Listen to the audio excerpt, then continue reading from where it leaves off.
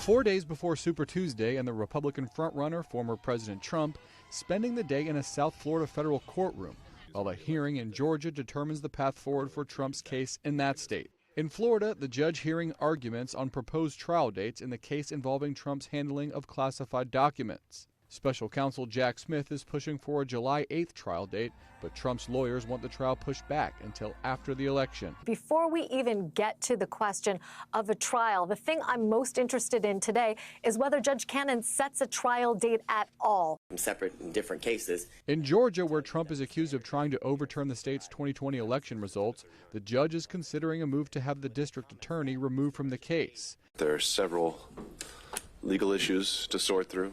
I hope to have an answer for everyone within the next 2 weeks. Between the Florida and Georgia cases and two others in D.C. and New York, Trump faces nearly 100 criminal charges, but there are major questions about how many of the cases will be decided before Election Day. Among other legal challenges is a looming decision from the U.S. Supreme Court on Trump's claim that presidential immunity blocks him from being prosecuted. I was very honored with the Supreme Court because, and this isn't about me, this is about the presidency.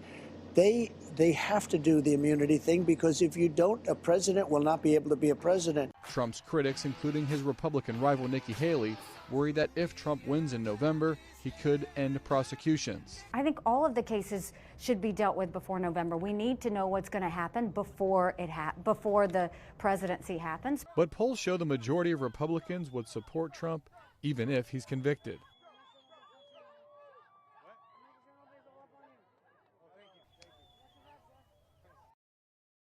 In the Florida classified documents case, Trump's attorneys offered up a possible trial date in August, but our reporter in the courtroom says Trump's team made clear that holding the trial this year would interfere with his presidential campaign. That's part of the reason why they say it should be pushed to next year.